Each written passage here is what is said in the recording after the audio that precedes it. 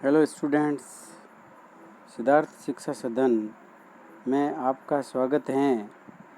कक्षा 10 विषय गणित अध्याय 17 केंद्रीय प्रवृत्ति के माप मेजर ऑफ सेंट्रल टेंडेंसी में एक्सरसाइज 17.7 को आज हम सॉल्व करेंगे। और इसमें हम 17.7 में हम पढ़ेंगे कि माध्य का ज्ञात करना। देखिए, इसके पहले की वीडियो में मैंने बताया था आपको माध्य का ज्ञात करना, लेकिन वो कैसी थी? अवर्गीकृत थी। कैसी थी? अवर्गीकृत। देखिए, अवर्गीकृत में क्या होता है? अवर्गीकृत में एक सिंगल संख्या ही दी हुई होती है, या फिर x का जो मान होता है वह अवर्गीकृत होता है, बिना अंतर में होता है, और f का जो मान होता है वह बारंबारता कहलाती है। तो हमें x से कोई मतलब नहीं है।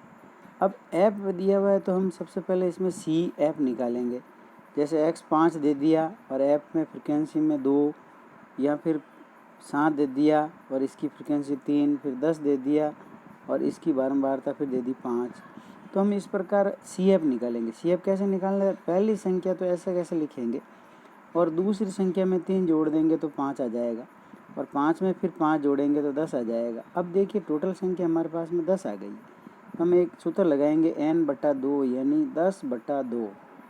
10/2 का मतलब होता है 5, और 5 से ठीक बड़ी बारंबारता ये है, ये बॉक्स आ जाएगा। तो अर्थात इसकी माध्य का 10 हो जाएगी, क्योंकि ये तो इसकी बारंबारता होती है, और 5 या 5 से ठीक संचय बारंबारता ये, तो इसका बॉक्स ये हो जाएगा। तो अर्थात इसकी माध्य का 10 हो जाएगी। इस प्रकार के ये अवर्गीकृत होता है। अब देखिए, हम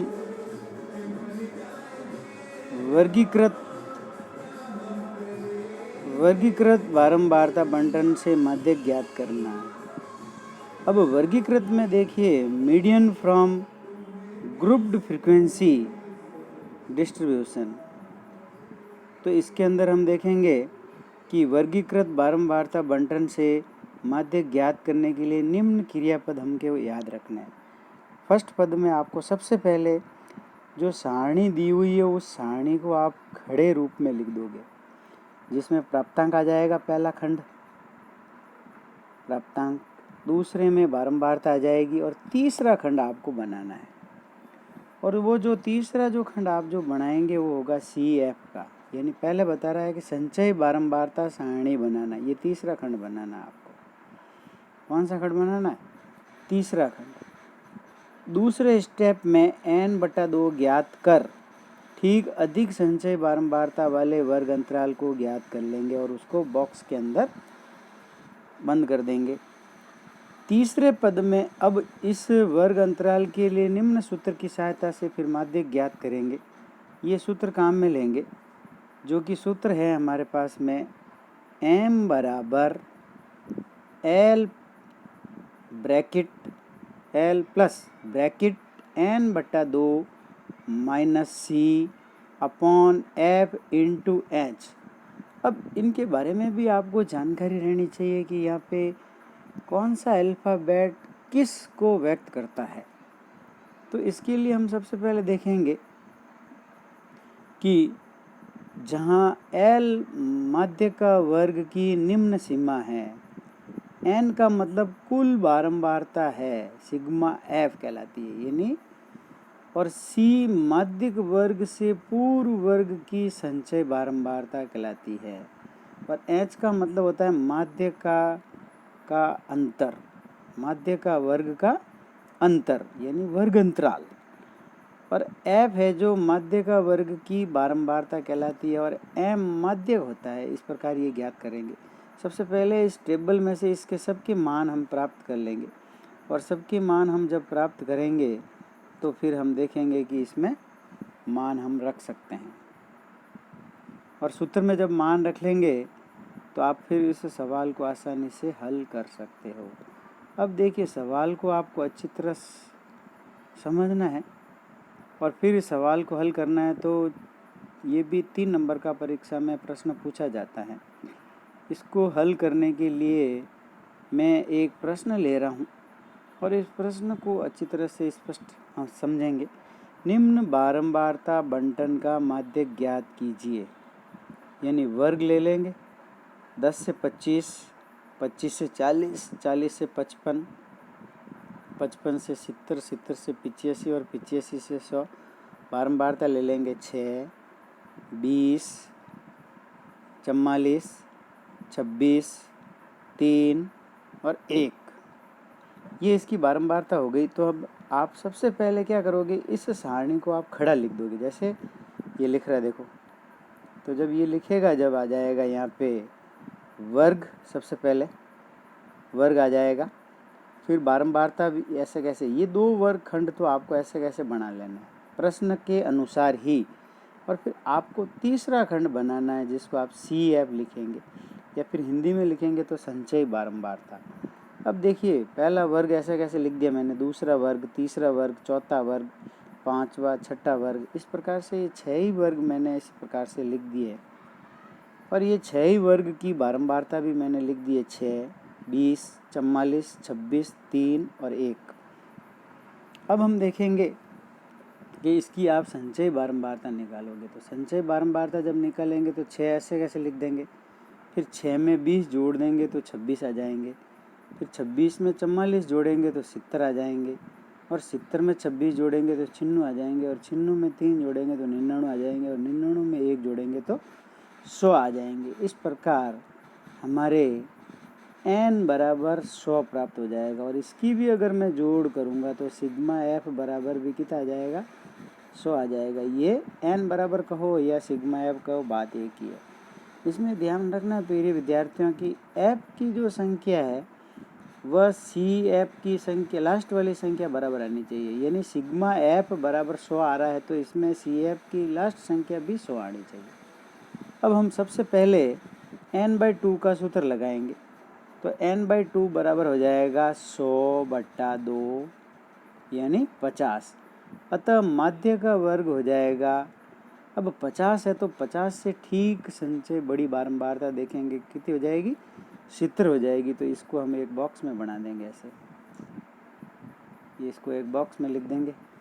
अब इस बॉक्स में लिखने से हमारे पता चल गया कि माध्य का वर्ग है जो 40 से 55 है, बारंबारता 44 है और ये CF 70 है। देखिए, अब आपको क्या करना है, जो सूत्र में जो बताए हैं वो सब संगत मान लेना। तो यहाँ भी लिख देना है आपको, यहाँ L कहलाता है, ये दोनों का अंतर H कहलाता है, और ये F कहलाता है, और ये इसके ऊपर वाला एक CF कहलाता है।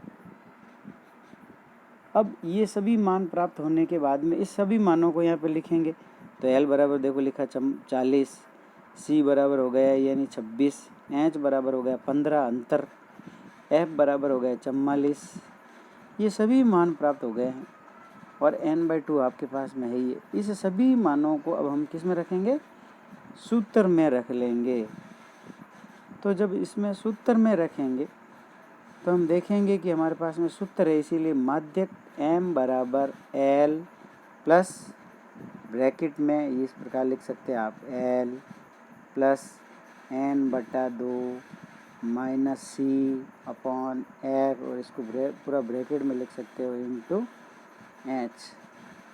अब इसकी सभी के मानों को आप यहाँ पे रख देंगे। तो L की जगह पे हो जाएगा 40, n/2 की जगह पे हो जाएगा 50, C की जगह पे हो जाएगा 26/44 हो जाएगा F की जगह पे, और इंटू H की जगह पे 15 लिख सकते हैं आप। इस प्रकार लिखने पर अगला स्टेप में हल करेंगे तो हमारे पास में ये आ जाएगा 40 हम ऐसे कैसे लिख देंगे, और 50 में से 26 घटा देंगे तो बच जाएंगे 24, ये लिख देंगे बटा 44 इंटू 15।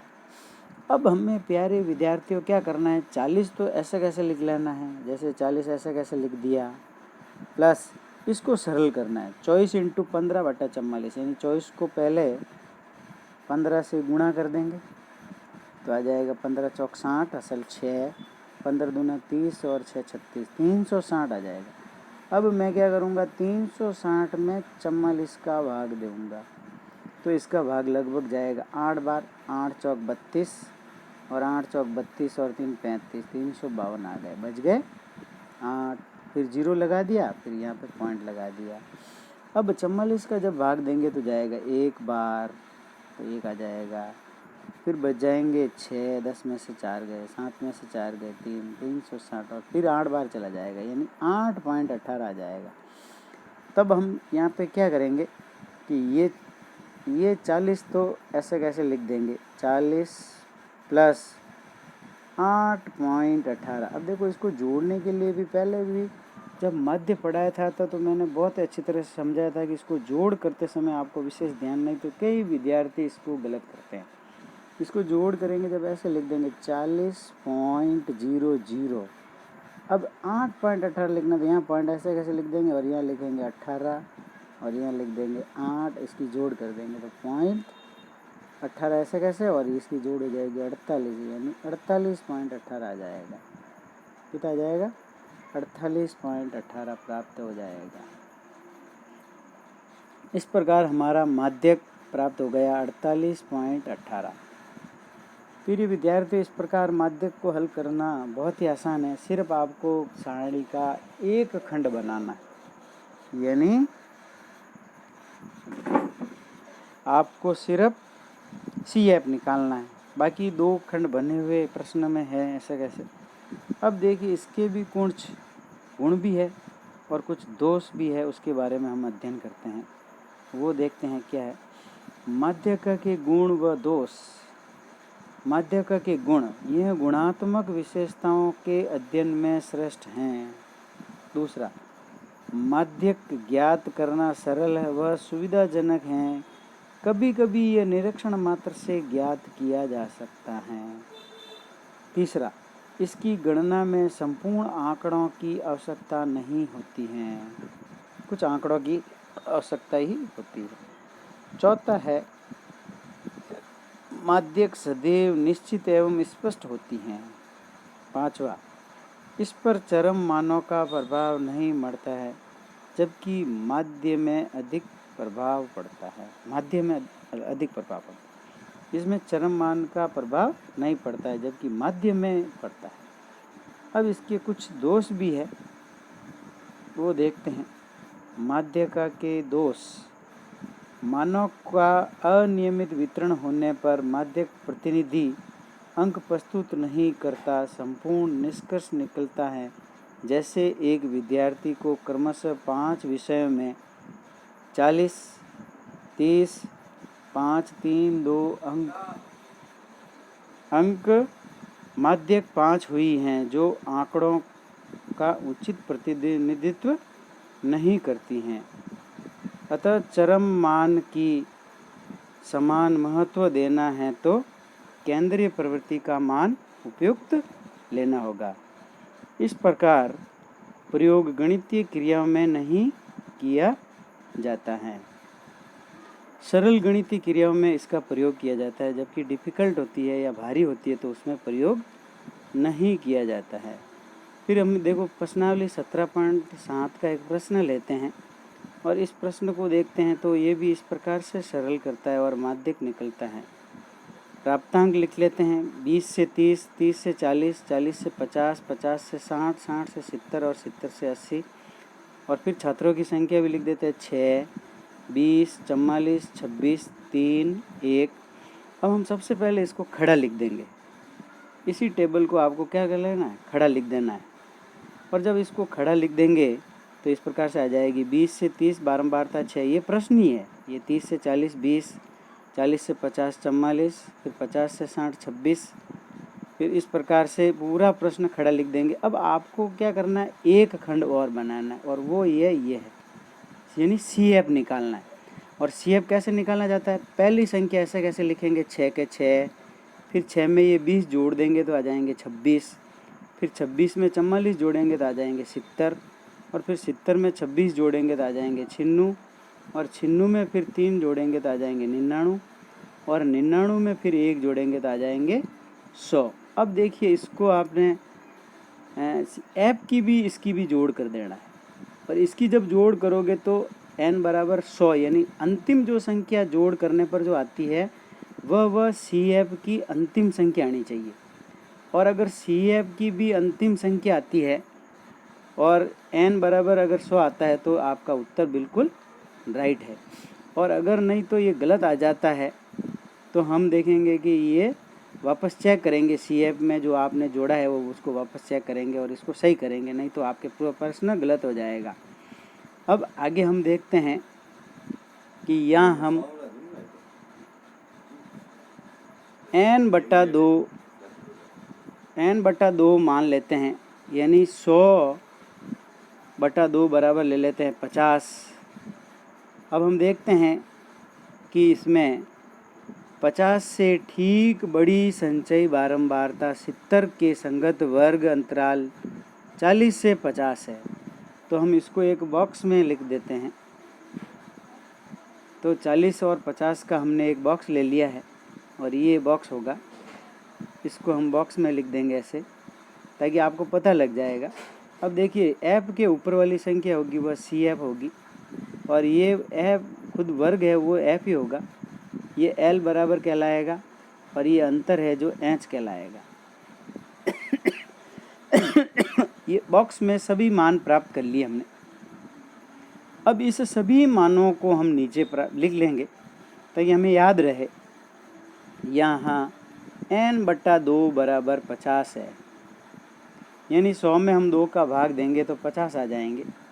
फिर हम लिखेंगे 50 से ठीक बड़ी संचयी बारंबारता 70 के संगत वर्ग अंतराल 40 से 50 हैं, अर्थात 50 से ठीक बड़ी बारंबारता संचय, और इसको हमने एक बॉक्स में ले लिया।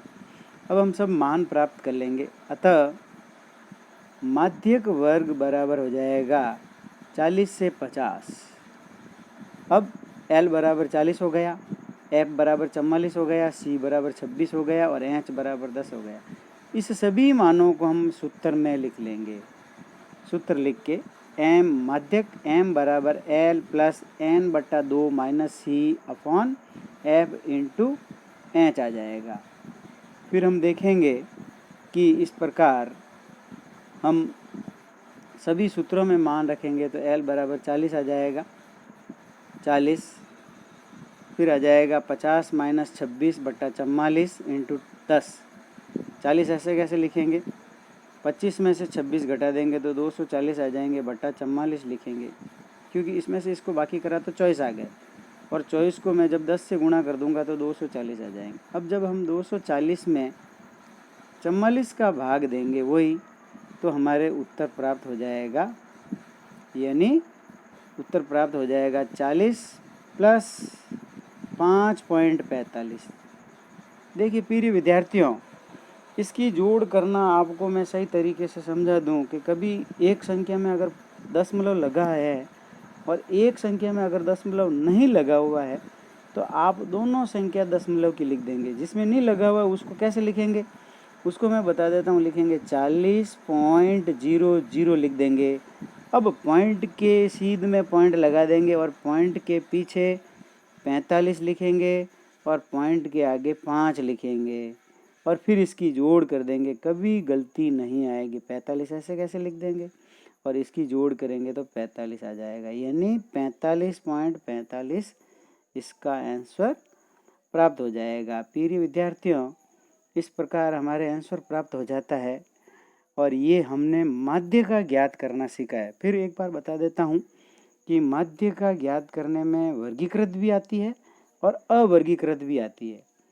तो अभी हमने जो पढ़ी थी वह माध्य का तो है, लेकिन वो कैसी है, वर्गीकृत है। और अवर्गीकृत आती है तो इसके पहले की वीडियो में बहुत ही अच्छी तरह से समझाई थी।